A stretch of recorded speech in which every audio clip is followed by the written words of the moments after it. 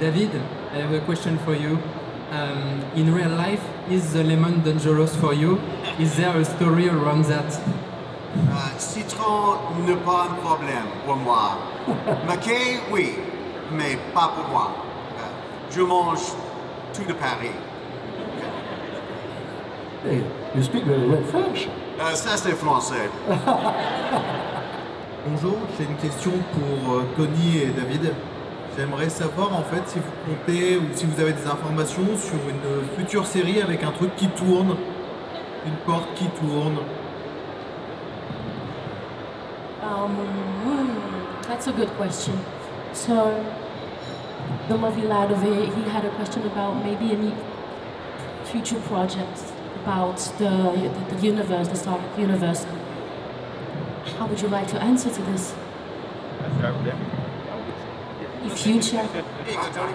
Actually, you want me to say it? Don't fight over it. About future projects, is Stargate related? Is that the hope? Oh, not Stargate, because I can't say Stargate. Don't say that. Got it. I'd love to see some more of them. That would be certainly fun. I've heard rumors, but everything is still up in the air right now. I think we can look forward to things starting by the sound of it. I mean, January, I hear there's a good chance, potentially, but it really depends. We're sort of we're as at a loss as you are, I think, on a lot of this stuff. So, but boy, I miss Stargate. Est-ce que ça répond à ta question? Oh yes. Vas-y. Alors du coup, David, lui, il dit que en fait, au niveau des futurs projets, nous aussi, on est un peu perdus, on ne sait pas en fait. Alors, il a entendu des échos par-ci, par-là. Ça parlait du mois de janvier potentiellement, avec de nouvelles infos, mais ils n'en savent rien. Voilà. Merci. Probably the good news is there's been rumbling. There's been rumbling for a long time, and if you think of it, it's like a wonderful pot of coffee that's brewing. It's just not ready yet. And when someone comes along, when it is ready, and I respect people respecting the franchise and wanting it to be ready before they do anything. Alors du coup, Tony, lui, il va voir ça un peu autrement. En fait, il dit vraiment la bonne chose, la bonne nouvelle, c'est qu'on a entendu quand même des choses, des échos. Mais tu sais, c'est un peu comme la théière, quand elle chauffe. Mais on attend quand même que ce soit prêt pour pouvoir servir le thé ou le café. Mais on fait en sorte d'attendre le bon moment pour avoir le meilleur café ou le meilleur thé. Donc, il parle du fait aussi qu'il aime qu'on respecte assez la franchise pour ne pas sauter sur les premiers projets et faire n'importe quoi, mais pour respecter l'âme de la franchise. Comment tu t'appelles? Samy, merci beaucoup. Bonjour. I have a question for David and Tony. So David, if there was a season 6 in this series with the city, underwater, not to say it, the name. So would you consider working with your sister as a scientist in this team?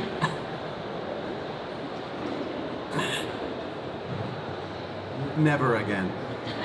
Never. No. Okay, thanks. She's far too talented. It makes me very nervous. Yeah, there will be a lot of competition, I think, between you and her. Yeah, except she's winning right now. That's the problem with it. No, she's fantastic. She's lovely on set. She's one of the most brilliant actresses I've ever had the pleasure of working with. I told her not to be an actress. She ignored me.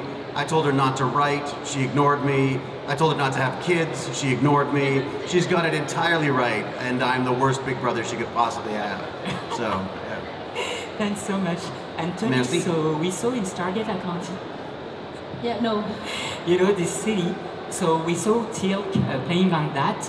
So were you approached by the production to play on this series, and would you like in the future perform in this series? I'm sorry, this Stargate, you mean? Yes, with this. I have to step outside and turn 3 times. Sorry. Are you talking about God of War? That's okay. That's all right. That one's okay. The city and the water with this beautiful tower, grace, blue, and In the McKay Show. You know, I always, I would work with Chris anywhere because I admire him as an actor, not only because he's a good actor, but because he creates opportunity for himself. In other words, a lot of actors can sit at home saying, why aren't I hired? He writes. He'll create material for himself and then creates material for me. So I'm very grateful to him. Thanks so much. Alors là, on a eu 2 questions pour le prix d'une. J'ai vu ça, oui. 2 questions. La première, en fait, pour David, c'était de savoir si, donc si dans ce show qu'on ne nommera pas, s'il y avait une 6e saison, est-ce que ça lui plairait de jouer le scientifique aux côtés de sa sœur? Et bien, du coup, David a été catégorique, il a dit non. Il a dit elle est beaucoup trop talentueuse pour lui. Il lui a dit ne deviens pas actrice, elle l'est devenue, donc en plus elle l'écoute pas. Ne fais pas d'enfants, elle a fait des enfants, voilà. Mais non, il ne le ferait pas. La deuxième question, du coup, pour Tony, c'était de savoir si dans ce show autour de la grosse franchise, de ce gros show qu'on connaît tous, est-ce que ça lui plairait d'avoir un rôle? Tony répond que, alors oui, enfin, parce qu'il sait très bien que Chris, en fait, lui créerait il lui créerait quoi faire, en fait. Il pourrait lui créer comment dire, un perso, il pourrait lui faire, il y aurait du matériel, voilà. Et il serait très enchanté de faire partie de l'aventure. Alors du coup, donc, pour le docteur Rodney McKay, Meredith, par rapport à votre sœur, c'était le petit surnom. Du coup, en fait, d'avoir joué un scientifique, est-ce que dans la vraie vie, ça vous a donné envie de faire vos propres études ou des recherches par rapport à ça? So since you have been a scientist for so many years, did it inspire you to become a real one? I wish. I always loved science and technology, but there's always this weird thing with school where you're either an artist or a scientist. And it was only very, very later in life that I realized you can sort of do both. You know, you don't have to only be interested in one or the other. Your brain doesn't necessarily work that way. I just think there's such a great time now for science and technology. You know, the McKay Show was such a wonderful opportunity for me to explore a lot of the you know, astrophysics and stuff that was available to me. I've always enjoyed that stuff. I still do it now. I mean, I just one of the things I love about science fiction is it's the first stage of engineering. It's the dreaming phase, right? So it's the dreaming, prototyping, and from there. But I feel like yeah, it definitely inspires me to I mean, I'm constantly looking stuff up because I know nothing. So, you know, I hate saying things if I don't understand what I'm saying. So it's a great excuse to look up some really fun science. Alors pour répondre à ta question, bonne question, hein. Pour répondre à ta question, oui, il aurait aimé, voilà, il aurait aimé, parce que tu sais, il parle de, quand on est plus jeune à l'école, il y a un peu ce truc bizarre où tu dois un peu choisir ton camp, soit tu es scientifique, soit tu es artistique, littéraire, on avait beaucoup ça en France aussi, et puis en grandissant et en vieillissant, il a compris qu'il pouvait faire les deux, en fait, d'une certaine façon, donc surtout qu'en plus il parle du fait que lui, il aime pas, tu sais, faire des choses, mais sans savoir derrière, donc ça lui a vachement appris, et il continue d'ailleurs, voilà. Salut Adeline. Hi everyone, I have a question for all of you. All of your franchise are over, and I was wondering if you kept something from the sets of the franchise you're most famous for. I have the first prime seal, you know, the golden thing. And occasionally when I'm feeling really low, I'll just, you know, put it on and wear it around the house, but then I'll forget and I'll go outside and, you know, it's not... Tony, il a gardé, alors il faut m'excuser, hein, mais il a gardé le signe des Jaffa, oui, sur... Voilà, le signe de Jaffa. Oui, c'est ça. Et parfois il le ressort. I have my action figures. Yeah. And I sort of set them up and talk to them as friends every so often. We talk about the show, you know, it's kind of sad. Action figures? Wow. Like, or in-action figures. Yeah. They're tiny. Yeah. Alors, David, en fait, il a ses qu'on appelle ça, c'est des figurines de lui en fait. Avec, Petit moi. mais petits, hein, avec lesquels il parle de temps en temps. We talk about leadership. Voilà, il parle de pouvoir. Bonjour, comment t'appelles-tu? Je m'appelle Claudine. Claudine, ta question. Alors, entre une DeLorean qui voyage dans le temps, une Impala qui traverse les États-Unis, un certain bateau de pirates et une porte qui tourne qui permet d'aller dans l'espace, quel moyen de transport il préfère? C'est intéressant comme question, ça. Vous allez vous amuser, maman.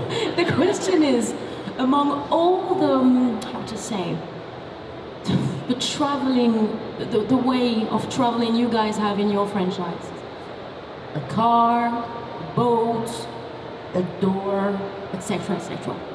What would be the best way for you to travel, guys? I'll take the TARDIS as well. Yeah. Yeah, I've traveled enough. I'm happy to stay home. Il a trop voyagé, lui, il est content de rester chez lui.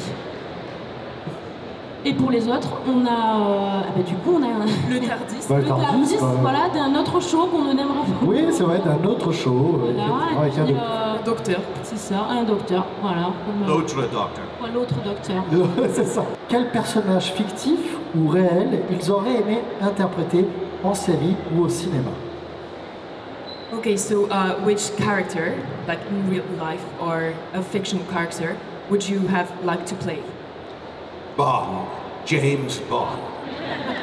No, you know, for me, anything that lasts. You know, I mean, my dream as even a young actor was to be able to look at something 20 years later, and it was still around 30 years later, 40 years later, and that's part of the fun of coming to these events. Is, I mean, even today, you know, there are children, parents, and grandparents, all of the same shows, and that's, you know, to me means it has legs, which means it touched people for whatever reason. You know, sometimes it's a refuge in a very dark time. Other times it's something else. It's profound, but so I'm very happy. But again, Bond, James Bond. Alors avec Tony, on est parti plus loin, mais la réponse finale c'est James Bond. À côté de ça, lui parle vraiment du fait que ça le touche quand il vient à ce genre d'événement au Comic Cons, de voir à quel point un de ses rêves de quand il était encore jeune acteur, c'était il y a 20 ou 30 ans encore, peut-être un peu plus, je sais pas, c'était d'interpréter un rôle en fait qui allait marquer les prochaines générations et puis en fait il s'y attendait pas et c'est ce qui est arrivé au final parce que ça lui arrive en fait de rencontrer des générations complètes donc parents, grands-parents, enfants et voilà, je pense que tout ça pour dire qu'il est heureux d'avoir interprété, qu'il a pu interpréter.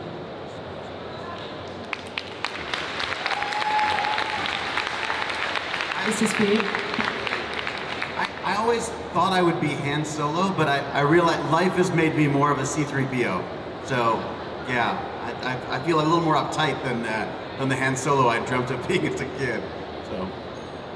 Alors, pour David, c'était plutôt Han Solo.